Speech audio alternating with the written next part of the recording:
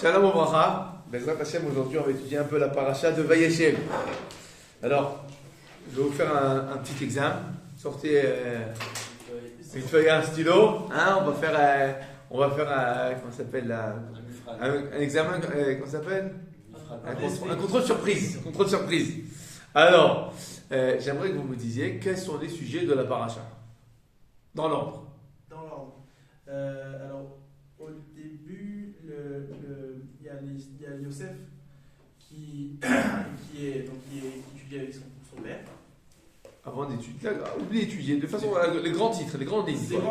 Au début, Yosef il se vend. Donc Yosef, on va dire comme ça, les rêves de Yosef, qui est né avec son père et ses frères. D'accord? Les rêves de Yosef. Ensuite, le deuxième sujet. Il se vend. Hein? Il se vend dans le puits. Voilà, là, Yosef on descend dans le puits et on vend Yosef. Troisième sujet. Tamar. Yehuda, d'accord, qui quitte ses frères, elle va avec Tamar. Quatrième sujet.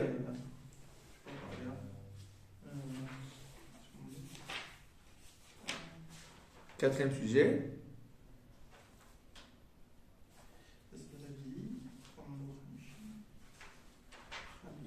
Yosef est en Égypte. Yosef arrive en Égypte, d'accord, il est vendu à Potiphar. Cinquième sujet, la femme de Potiphar, d'accord. Yosef se retrouve en prison. Et sixième sujet, donc le maître échanson et le maître panetier.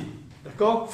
Donc, c'est ça le sujet. Alors, vous vous rendez compte immédiatement qu'il y a un sujet a priori qui est pas dans le, on va dire, qui est pas dans le fil, qui est pas dans le cours des événements. Quel est ce sujet qui n'est pas dans le cours des événements? Yehuda et Tamar. L'histoire donc de Yehuda avec Tamar, a priori, elle ne se trouve pas à sa place. Alors évidemment, quand on a une question pareille, on va voir le Midrash. Et qu'est-ce que nous dit le Midrash? Vaï ba'etaï. Donc, les pasuk disent, donc à ce moment-là, Yehuda s'est séparé de ses frères, etc. Velo aya sarir graya lemema. Et a vu Yosef urad Mitzrayim. Le Midrash pose la question, maintenant, une seconde. On aurait dû, puisqu'on parlait de toute l'histoire de Yosef, continuer sur l'histoire de Yosef. Omi pnema ispir parashazo lezo. Alors pourquoi l'histoire de Yehuda se retrouve-t-elle, on va dire, insérée au sein des périples de l'histoire de Yosef? Réponse, deux réponses. Rabbi Lazare fait Rabbi Yochanan. Il y a la réponse de Rabbi Lazare et la réponse de Rabbi Yochanan. Rabbi Lazare amar kedismoch yerida yerida.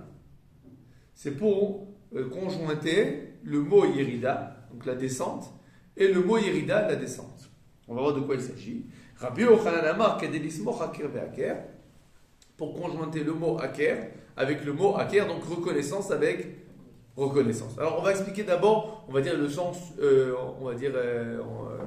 sens premier de ce qui est marqué dans le Midrash.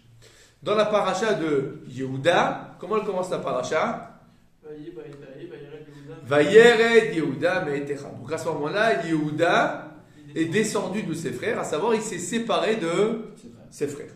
Comment commence la paracha qui vient juste après? Non, alors on continue après. Tu termines l'histoire de Yehuda et Tamar.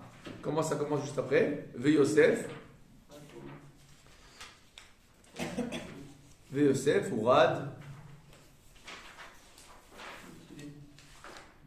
Urad Mitzrayima. Voilà, Yosef, Urad, Mitzrayima. Donc Yosef est descendu en Égypte. Donc il y a le mot descendre chez Yehuda et il y a le mot descendre chez Yosef. Ah! Eureka! On a trouvé la solution. Pourquoi l'histoire de Yehuda, on l'a mis dans l'histoire de Yosef? Parce que le même mot, la même racine, apparaît ici et là. Extrêmement convaincant. D'accord? Alors, ça c'est la première réponse. Deuxième réponse. Haker. De quoi il s'agit? Dans la paracha d'avant, Yehuda et Tamar, il y a marqué là-bas, Hakerna, Haketonet binchai ibno. Yehuda vient voir son père Yaakov avec la tunique de Yosef qui a été trempée dans le sang donc du Gdiaizim, le sang de l'agneau, Et il l'amène à son père et il dit, est-ce que tu reconnais là Vas-y. la tunique de ton fils? Comment on dit reconnaître en hébreu? Haker, reconnaît. D'accord? Maintenant, dans l'histoire de Yehuda et Tamar, à la fin de l'histoire, Il a reconnu. qu'est-ce qu'elle fait Yehuda? Qu'est-ce qu'elle dit Tamar à Yehuda? Elle lui dit, ok? Akerna, lemi achotem et vapetilim ele. Est-ce que tu peux reconnaître à qui appartient ce tzitzit, ce bâton, etc. D'accord? Et Yehuda a reconnu.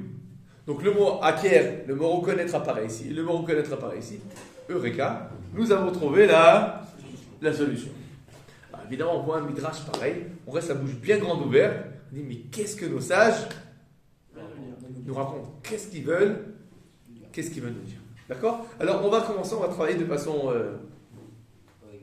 organisée. D'accord? Et on va commencer comme ce qui est marqué dans le midrash. Donc, la première chose, il y a marqué Yered et il y a marqué Yered. Alors, si je vous pose la question, comment vous comprenez que nos sages nous disent, il y a marqué ici Yered, il y a marqué ici Yered? Qu'est-ce qu'il veut nous dire? Xerashava. Ça veut dire quoi Xerashava? Qu'est-ce qu'il veut nous dire en fait? Il faut faire un lien. Il faut faire un lien. On va donc, qu'est-ce qu'on va essayer de faire maintenant? On va essayer de comparer. Comparer la descente de Yehuda, comparons la descente de Yosef. Est-ce qu'il y a quelque chose de commun entre ces deux personnes? Ils sont séparés, quoi. Ces deux personnes, oui, elles sont séparées de la famille. Il s'agit donc d'un petit, on va dire d'un petit juif qui a quitté la communauté, le domicile, et il se retrouve tout seul. Alors maintenant, nous avons en face de nous deux comportements. On va voir quelle est la différence entre ces deux comportements. Alors prenons le comportement de Yosef. Qu'est-ce que vous pouvez me dire sur Yosef? Un petit jeune de 17 ans. Il a été jeté par son père et sa mère. Il a été vendu par ses frères. Je vous parle dans sa manière de voir les choses. Il a été vendu par ses frères. D'accord? Il est vendu en esclave. Il est tout jeune. Il est tout beau. Et voici que la maîtresse de maison commence à lui faire la cour. Alors, on a lui fait des avances, pas une fois, pas deux fois. La Torah nous dit, elle lui a fait des avances tous les jours. C'est quoi tous les jours? Nous disent nos sages, pendant un an entier. Matin, midi et soir, elle lui fait des avances. Et nos sages nous disent, elle faisait le défilé de mode.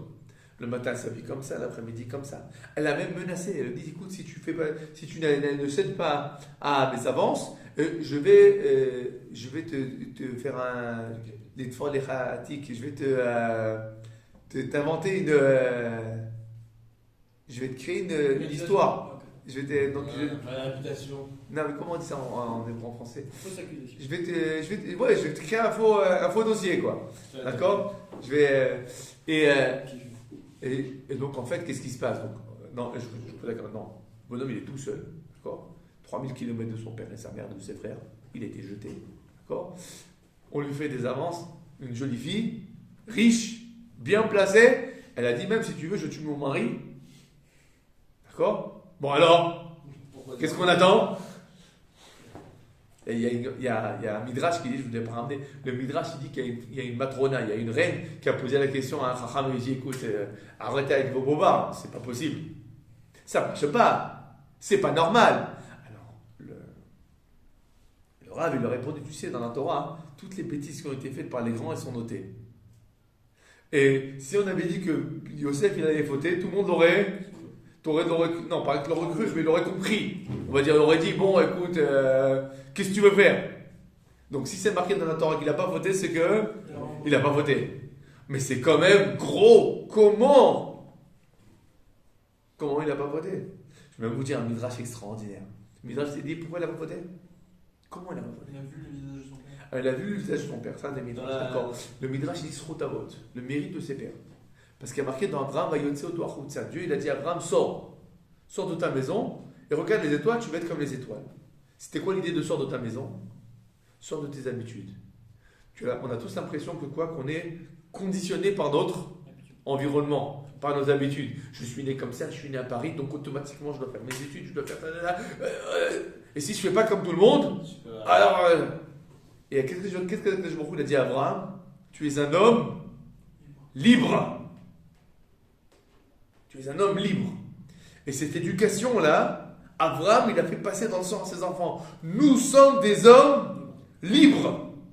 Et quand arrivait justement ce moment de la faute, où on avait toute la raison de dire, bon, alors je me laisse aller, qu'est-ce qui finalement a sauvé Yosef? Cette conviction que je suis un homme libre. Jamais je ne pourrai accuser les autres de ce qui m'arrive. Ce que moi je fais, je suis responsable. Alors, la bonne femme de Potiphar, elle a beau faire tout ce qu'elle a envie de faire, moi, je décide. C'était ça la force de Yosef. Une force extraordinaire. Ça, c'est qui? Yosef. Alors, voyons voir l'autre comportement. Le comportement, c'est de qui? L'autre comportement? Yehuda. Oh, c'est moins marrant. Pourquoi c'est moins marrant? Yehuda, il a quitté ses frères, comme Yosef. Bon, il n'est pas loin de ses frères. Il a deux pas. Il n'a pas été vendu. D'accord? Il a quitté volontairement. Et qu'est-ce qui se passe? La Torah nous raconte. Vayet Adish Adulami ou Shmoshua. Il va s'associer avec un Shua. Et après là, Vayarsham Yehuda Batish Kenaani. Il s'est marié avec la fille d'un Knaani. C'est quoi Knaani? Une Goya. Il s'est marié avec une Goya. Alors, il y a des sages qui nous disent, on va dire pour non, Knaani en hébreu, ça peut vouloir dire aussi un marchand. Mais il faut comprendre, c'est pas mieux. Parce que qu'est-ce qu'on nous dit en fait la Torah? Il s'est marié avec la fille du riche. Qu'est-ce que ça veut dire qu'il s'est marié avec la fille du riche? Non mais... Avec une caisse d'argent. Non. Qu'est-ce que ça veut dire sur la démarche de Yehuda? C'est l'inverse de Yosef. Ouais, c'est pas une démarche pure. On se marie pas avec la fille du riche. C'est possible que ta femme elle soit riche. C'est très bien. La brioche, on n'est pas contre. Mais c'est pas pour ça qu'on se marie. Alors, il s'est marié avec la fille du riche. Bon, disons. Qu'est-ce qui se passe ensuite? Il ment. Il a 3 enfants. Ses enfants se comportent mal. Et qu'est-ce qu'il fait maintenant à sa belle-fille? Il lui ment. Oui, attends, Sheila, il va grandir. Un jour, je t'appellerai.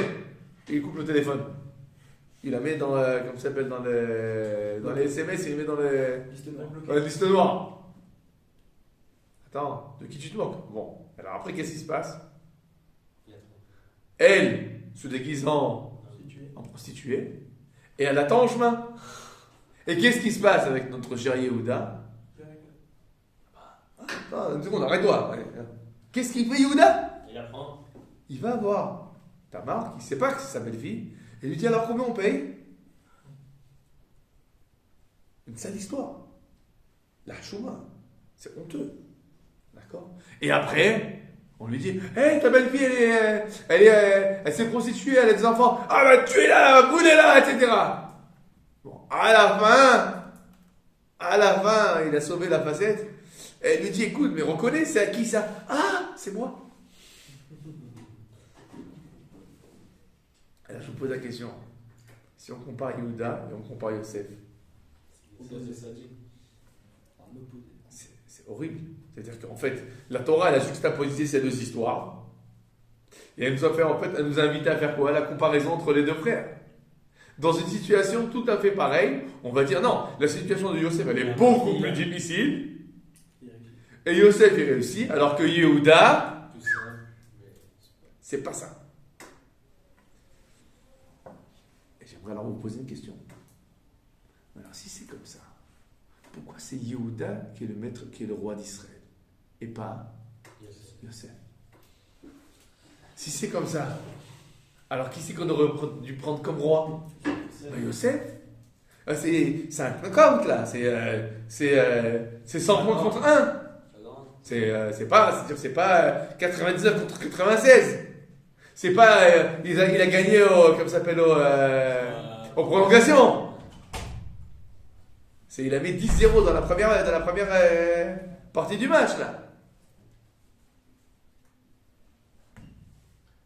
C'est pour dire que même le roi il est pas parfait. Oh, tu dis une jolie idée, on va l'approfondir. Alors regardez ce que nous dit la Gemara. Une Gemara aussi bizarre, mais qui va nous éclairer sur cette question. La Gemara dans Sota Daf Yud, elle nous dit la chose suivante. Yosef, shekidesh shem shamayim, zachar aussi pulo otachat mishmo shakadosh baruch hu dirti bi Yosef samo. Edout Biosef Samo. Vous connaissez le pasouk Edout Biosef Samo? C'est le pasouk qu'on a dit aujourd'hui dans le Shir Sheliom. Le Shir Sheliom de Yom Hamishi, dans la Tfila, on dit Edout Biosef Samo. Betseto Aleret Israël. Comment c'est marqué là-bas Yosef? Yehosef. Donc Yud et Vav. Maintenant Yud et Vav c'est quoi? C'est les 3 premières lettres du nom d'Akadosh Baruch Hu. Alors Yosef, qui était un super tzaddik, on lui a ajouté une lettre du nom de Dieu, et donc de Yosef c'est devenu Yehosef. Yehuda shekideh Shem Shamayim befaresia, zacha venikra kulo al shemo shel Akadosh Baruch Hu. Alors que Yehuda, lui, il a fait Kiddush Hashem quand il a reconnu sa faute vis-à-vis de Tamar, et lui, il a toutes les lettres du nom de Dieu, parce que Yehuda, c'est en fait Yud He Vav He avec un dalet au milieu. Mais donc il a toutes les lettres du nom de Dieu. Donc le Midrash, la Gemara nous dit en fait, sache-le, Yehuda, il est super Yehuda. Yehuda, il a les 4 lettres du nom de Dieu, alors que Yosef, il n'y en a que 3. Bon, évidemment, on peut se poser la question, mais c'est quoi cette histoire? Mais c'est pas logique. Regarde, Yehuda. On n'a même pas envie de dire l'histoire. Quoi. Les enfants, ils disent, mais qu'est-ce que tu es en train de dire, papa? Non, continue. Alors que Yosef, tu lui racontes l'histoire avec tous les détails, tu lui dis voilà. Ah. Alors pour comprendre ça, regardez ce que nous dit Rabbi Tzadok HaKohen de Lublin. Rabbi Tzadok, il nous dit la chose suivante. Vous savez quoi? On ne va pas lire Rabbi Tzadok parce que c'est compliqué. Par contre, je vais vous expliquer ce qu'il dit dans mes mots. Je vais expliquer d'abord une notion de Kabbalah, qui s'appelle Olamot Abiyah. C'est quoi Olamot Abiyah? Notre monde est en fait le dernier des 4 mondes. D'accord? Et en fait, notre monde, c'est un monde matériel. Mais au-dessus de ce monde matériel, il y a 3 mondes spirituels. C'était quoi le 4? Alors, je vais expliquer. C'est quoi ces 4 mondes? C'est ce qu'on appelle, il y a 4 niveaux de monde. Il y a un monde qui s'appelle le Olam Hatzilut.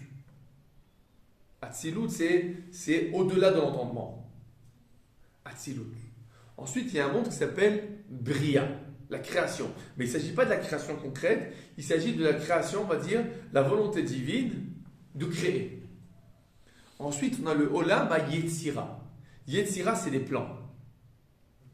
Les plans. Et ensuite, on a le Olam Asiya, donc le monde concret. Donc nous avons dans le monde, on va dire, 4 niveaux de monde. Hatzira, Hatzilut, Bria, Yetzira, Asiya. D'accord? 4 niveaux. En fait, ça descend de haut en bas. D'Akadosh Baruch Hu vers ce monde-ci. Maintenant, comme vous l'avez très bien compris, il y a 4 noms, il y a 4 mondes contre 4 lettres. En fait, le nom de Dieu, Yud, He, Vav, He, c'est en fait les 4 lettres qui sont en parallèle des 4 mondes. On commence du Yud, donc c'est la chose il est impalpable, c'est la plus petite lettre, d'accord? Et à partir du moment, il va avoir une volonté de création, c'est le He. Ensuite, il y a le Vav, ça descend, c'est la Yetzira. Et ensuite, le He, c'est de nouveau ça, c'est la création. C'est le monde si. C'est clair? Yud, He, Vav, He, c'est contre Hatzilut, Bria, Yetzira, Asiya. Ça, c'est ce qu'il nous dit de façon générale le Rabbi Tzadok. Maintenant, si on comprend ça, on va comprendre qu'est-ce que ça veut dire. Yosef, combien de lettres il a du nom de Dieu? Yud, He, Vav. Yehuda, combien de lettres il a du nom de Dieu? Yud, He, Vav, He. Quelle est la différence entre les deux? Le He, le dernier He. Maintenant, c'est quoi le dernier He, Rabotai? C'est le monde si. Alors, qu'est-ce que ça veut dire que Yehuda, il a ce monde-ci, et que Yosef, il n'a pas ce monde-ci? C'est que Yosef était trop spirituel? C'est pas trop spirituel, mais on va dire que... Il est dans les mondes spirituels. Voilà, Yosef, il est dans une autre sphère. C'est une autre dimension. Si l'exemple que tu vas me donner pour la vie, c'est le bonhomme qui a 17 ans, qui est dragué Ouais. par sa maîtresse, Tout le monde qui peut le faire. est pendant 12 mois, elle le cherche, elle le drague, etc. Et qui dit, et finalement il n'a pas voté, tu te dis, mais attends, c'est pas un exemple ça, comment pas, c'est pas possible. C'est comme le bonhomme, il vient d'arriver à la yeshiva, je lui dis, écoute, il faut étudier au moins 100 dapim de Gemara par jour. Maintenant, c'est possible d'étudier 100 dapim de Gemara par jour? C'est possible, c'est possible, c'est possible. Mais pas un bahor qui vient d'arriver en Shiur Alev. Maintenant, si le bonhomme en Shiur Alev, il vient et dit, écoutez, Rabotai, celui qui fait pas 100 dapim de Gemara par jour, il a rien à faire à la yeshiva. Vraiment, je suis vraiment manianim, j'accepte 50. Le bonhomme qui entend ça, qui arrive à la yeshiva, qu'est-ce qu'il fait? Il retourne, il reprend sa valise, hein, et Bandol, hein? Retour à Bandol. Ou bien non, là, comment ça s'appelle? Pas Strasbourg, à Wolfisheim. Hein? Donc, c'est terminé. Hein? Pourquoi? Si c'est ça le niveau qu'on demande, j'ai rien à chercher. Yehuda, par contre, c'est quoi? Yehuda, on est à l'aise avec lui. Écoute, il a fait la boum, il a fait les boîtes, hein, il a fait les 400 coups, mais finalement, il s'est pris en main, il s'est redressé, et il est devenu roi d'Israël. Ah, c'est bien. Ça veut dire que même quelqu'un qui a trébuché, mais qui a fait tchouva, il peut même être roi d'Israël. Alors qu'est-ce qu'il fait en fait Yehuda? Il fait rentrer Dieu dans quoi? Dans son monde-ci. Yosef, il est tellement élevé qu'il ne permet pas de faire rentrer Dieu dans son monde-ci. Il nous laisse en dehors de la yeshiva. Il nous laisse en dehors du monde. Il nous dit c'est pas possible, c'est 100%. Alors que Yehuda, au contraire, il nous donne confiance en nous et il nous permet, oui, de rentrer à la yeshiva. Hein? Alors, en fait, qu'est-ce qui se passe?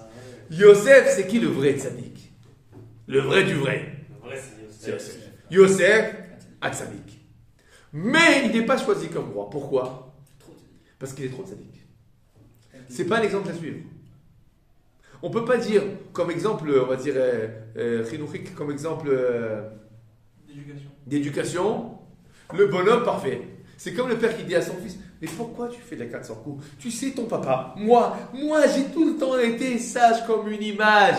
J'ai jamais fait de problème en classe. J'ai eu que des 20, d'accord? J'ai jamais fait de bêtises. J'ai jamais reçu de trucs. Tu vois, que des très bien et des excellents. Et bon. Alors le gosse, il dit deux choses. Ou mon père, c'est un menteur. Ou bien, ou bien il est fou. Il n'est pas normal. Moi, je suis un gambin. J'aime bien gambiner. Hein? J'aime bien faire un peu de bêtises. Bon, alors, maintenant, par contre, si le père il vient à son fils, il lui dit, écoute, les bêtises, je connais. Moi aussi, j'ai fait l'école missionnaire, j'ai fait les 400 coups, j'ai pêché, j'ai fait Tom Sawyer, j'ai fait tout ce que tu veux. Mais, bon, mon fils, mais quand même, tu sais, à la fin, il faut l'avoir, le bac. Hein? Et même bon, alors, si tu as une mauvaise note, c'est pas grave, redresse-toi. Moi aussi, j'ai eu une fois un 0. Ça va? On est des êtres humains. C'est pas grave. Mais, reprends-toi en moins. Bon, alors le fils qui entend ça, qu'est-ce qu'il se dit? Si lui, il a fait. Bon, ça va. Papa, il a fait les 400 coups, mais il a réussi. Bon, alors moi aussi quoi? Je peux faire 400 coups, mais je vais J'ai fait les 400 coups, mais je vais me prendre en main. C'est pas qu'on est en train de dire qu'il faut faire les 400 coups. Mais on est en train de te dire quoi? Que Yehuda, c'est quoi? C'est l'espoir. Maintenant, qui c'est qui doit être à tête du pays? L'exemple qu'il ne donne pas d'espoir, ou bien l'exemple qui te donne l'espoir? L'exemple qui te donne l'espoir. Donc en fait, on nous dit, il faut être les khatrila comme qui? Comme Yosef. Mais si tu tombes, celui qui te fera relever, c'est Yehuda. Donc Yehuda, c'est lui qui permet de rentrer le nom de Dieu dans ce monde. Il a toutes les lettres du nom de Dieu. Alors que Yosef, il est les mondes supérieurs. Il est le monde supérieur. Vous avez compris? Alors pourquoi la Torah nous raconte l'histoire de Yehuda à côté de l'histoire de Yosef? En effet, pour que quoi? Pourquoi les compare? Et qu'on puisse se poser la question, attends une seconde, bien, Yosef il est génial. Et après on se dit, attends une seconde. Yosef il est génial, c'est vrai, mais il y a quelque chose de magnifique dans Yehuda. C'est cette possibilité de se relever. De se relever. Cette possibilité de se redresser, de remonter la pente. Ça doit nous parler à nous. Si quelqu'un un jour malheureusement il fait des bêtises, alors il va se dire, c'est terminé, je suis foutu. Il va dire, attends, regarde ce qui s'est passé avec Yehuda.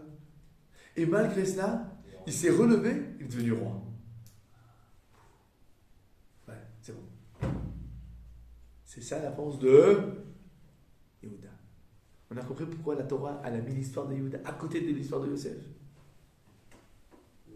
Pour nous dire en fait, il y a deux types de tzadikim. Et la vérité, c'est que pour la majorité d'entre nous, on préfère Yehuda.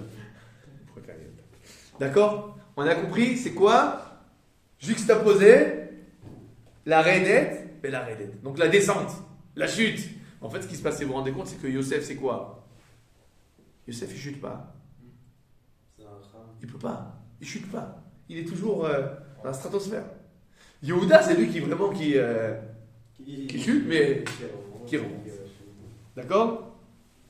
Très bien. On a compris la première explication. La deuxième explication, c'était quoi? On a dit Aker et Aker. Bon, en fait, qu'est-ce qu'on a dit? En fait, il faut comparer l'histoire de Yehuda et Tamar. À quelle histoire? Pas l'histoire de Yosef qui est après, mais l'histoire de Yosef qui est avant. Alors, c'est quoi l'histoire qui est avant? Est-ce qu'on peut comparer les deux histoires qui est avant?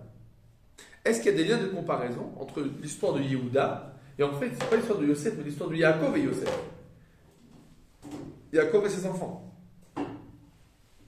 Je vous ai tout dit déjà, je vous ai aidé. Regardez ce qui se passe. Est-ce qu'on peut comparer Yehuda et Yaakov? C'est son fils. C'est son fils, oui. Mais dans leur histoire, là. Essayez de voir.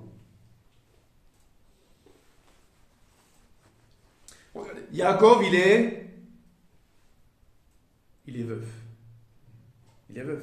Il a perdu sa femme chérie et adorée qui s'appelait Rachel. De Rachel, qu'est-ce qu'il a? 2 enfants. Oui, mais sa femme aimée, c'était Rachel. Il a 2 enfants, à savoir Yosef et Binyamin, qui chérit particulièrement, justement parce que c'est les enfants de Rachel. Et qu'est-ce qui se passe avec Yosef et Binyamin? Eh bien, il y a des intrigues entre eux et les autres enfants. Et les enfants, entre eux, qu'est-ce qu'ils se font? Ils se vendent, ils se font la guerre, d'accord? Ils se haïssent les uns les autres. Et évidemment, qu'est-ce qu'ils vont même faire? Ils vont même vendre un des leurs. On est d'accord? Bon, maintenant, ils ont vendu Yosef, mais qu'est-ce qu'il faut faire avec Yaakov maintenant? Il faut gérer la situation. Qu'est-ce qu'on fait avec le vieux? Hein? Il va dépérir si il apprend que les enfants ils ont fait ça. Alors qu'est-ce qu'ils font? Ils trompent leur père, tout simplement. Ils trempent dans le sang et puis ils disent tu reconnais? Ils font le passouk, la tête est mime comme ça, tout simplé comme ça. Tu reconnais? Qu'est-ce qui s'est passé? C'est ça l'histoire d'entre Yehuda, de Yaakov, etc. On est d'accord? Prenons l'histoire de Yehuda. Yehuda, il descend, donc il quitte ses frères. Et qu'est-ce qui se passe? Il se marie avec une femme, n'est-ce pas? Cette femme-là, donc la fille du riche, mais qu'est-ce qui se passe avec elle? La Torah nous dit très clairement, tout de suite, elle meurt, elle décède. Elle lui a donné 3 enfants, mais elle décède. Donc Yehuda, il se trouve comment? Veuf. Maintenant, qu'est-ce qui se passe entre ces enfants? Il y a 2 qui font des avéras, il y a un qui fait une avéra. Le deuxième, son père lui dit, écoute, viens, prends la femme de ton frère aîné pour pouvoir lui donner une descendance. Qu'est-ce que fait le frère? Non. Ah non, c'est pas pour moi, ça ne m'intéresse pas. Qu'est-ce que ça te montre sur les frères entre eux? Ils se haïssent. Ils se bagarrent. Bon, très bien. Continuons l'histoire. Le 3e enfant, c'est Sheila, etc. Et la femme, qu'est-ce qu'elle lui fait maintenant? Qu'est-ce qu'elle lui fait, Tamar à Yehuda? Elle le trompe. Elle se déguise en prostituée. Et elle le trompe. Donc il est. Et à la fin, du coup, qu'est-ce qu'elle lui dit? Tu reconnais pas qui ça? Est-ce que ça vous rappelle quelque chose, l'histoire de Yehuda, par rapport à l'histoire de Yaakov? Comment ça rappelle? Le trompeur. C'est la même histoire. C'est la même histoire. C'est-à-dire que c'est Yaakov, l'homme veuf, appeiné, attristé, que ses enfants ils se bagarrent entre eux et ils le trompent. Et qu'est-ce qui se passe avec Yehuda? L'homme veuf, appeiné, attristé. Il est veuf. Il est veuf. Yehuda, il est veuf. Sa femme Goy. Sa femme est morte. Les enfants se bagarrent entre eux et ils le trompent. Il y a comparé les deux parachiotes. Et qu'est-ce que ça vient nous dire? Tu fais quelque chose de mal, tu te reprends à Vous connaissez l'histoire de la couverture? la couverture. L'histoire de la couverture. Non. C'est une histoire de base. Il faut que je vous la raconte. L'histoire de la couverture, c'est l'histoire suivante. Il y avait une fois un homme qui s'appelait Yaakov et qui avait un enfant qui s'appelait Moshe. Yaakov et Moshe. Maintenant, Yaakov, il avait son père aussi. Et un jour, le père, il a téléphoné, il a dit je peux venir passer quelques jours chez vous?